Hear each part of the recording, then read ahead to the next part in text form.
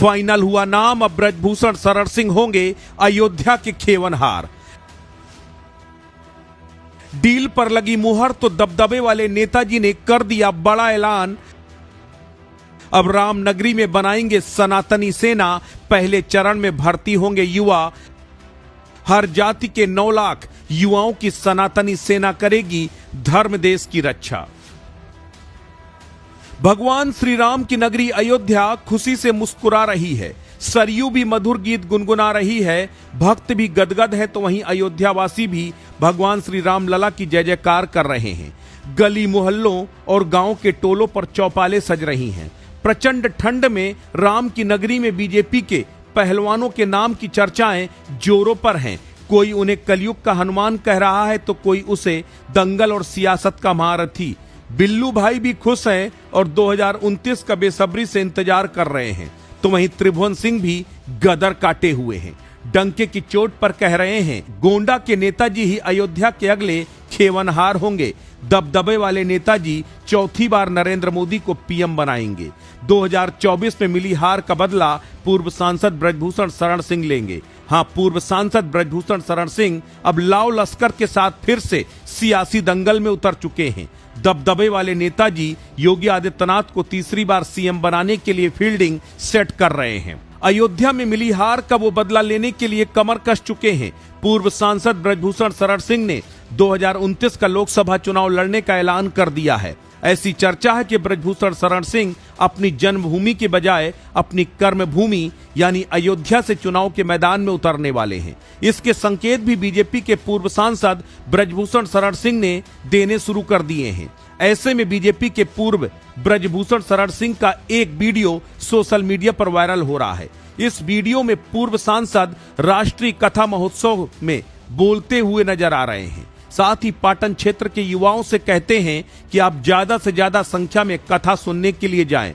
उन्होंने युवाओं से कहा इस बार की राम कथा युवाओं के लिए है। उन्होंने ये भी कहा कि हम पाटन क्षेत्र में जल्द ही सनातनी सेना को बनाएंगे।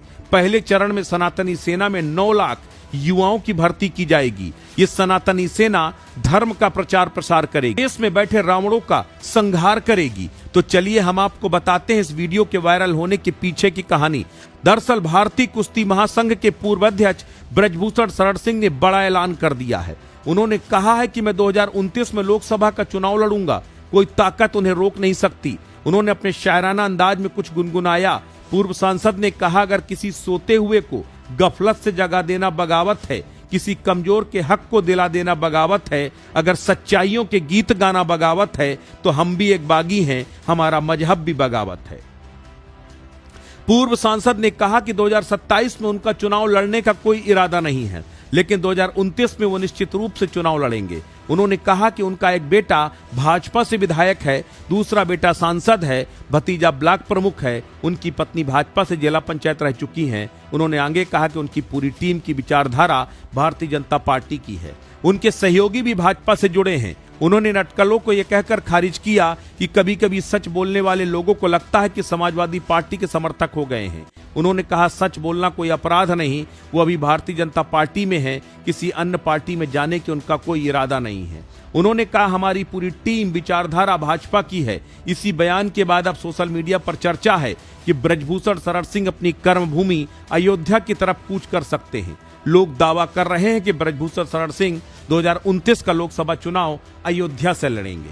लोग ऐसा भी दावा कर रहे हैं कि पार्टी हाईकमान के साथ भी ब्रजभूषण शरण सिंह की बात हो चुकी है। ब्रजभूषण शरण सिंह और अयोध्या एक दूसरे के लिए बने हैं। ब्रजभूषण शरण सिंह के सियासी सफर की बात करें तो अयोध्या उनके लिए हमेशा अहम रही।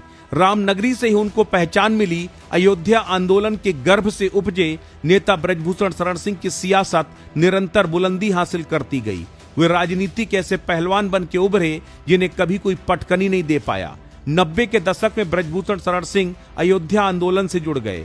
जब लाल कृष्ण आडवाणी की रथ यात्रा निकली, उन्हें बिहार में गिरफ्तार किया गया तो उस समय फैजाबाद प्रशासन ने ब्रजभूषण शरण सिंह को 1 महीने के लिए जेल बंद कर दिया था।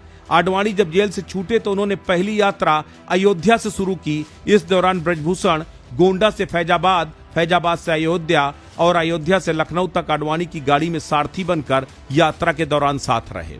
ब्रजभूषण शरण सिंह मंदिर आंदोलन के बड़े चेहरों में शामिल थे। 1992 में बाबरी विध्वंस हुआ तो आरोपियों के लिस्ट में जिन 40 लोगों का नाम था उसमें लाल कृष्ण आडवाणी, कल्याण सिंह के साथ ब्रजभूषण शरण सिंह भी थे। बाबरी विध्वंस केस में सीबीआई ने सबसे पहले ब्रजभूषण को गिरफ्तार किया। इस गिरफ्तारी के साथ ब्रजभूषण बड़ा नाम बन गए। ब्रजभूषण शरण सिंह को पहलवानी का भी शौक था। उन्होंने हनुमानगढ़ी में ही पहलवानी का दांव पेश सीखा। ब्रजभूषण 1975 में यहाँ पढ़ने आए थे। उन्होंने हिंद केसरी बाबा हरकिशन दास के साथ लंबे समय तक पहलवानी भी की और हाथ आजमाया। उनकी गणना चोटी के पहलवानों में होती रही। उस समय हनुमानगढ़ी के बड़ा अखाड़ा का जीर्णोद्धार भी ब्रजभूषण शरण सिंह ने कराया। ब्रजभूषण की सियासत में अयोध्या का अहम योगदान है। उन्होंने अवध यूनिवर्सिटी से लॉ में मास्टर्स डिग्री हासिल की। उसके बाद साकेत महाविद्यालय में छात्र संघ का चुनाव लड़ा और जीते भी। बस यहीं से उनके राजनीतिक सफर की शुरुआत हो गई।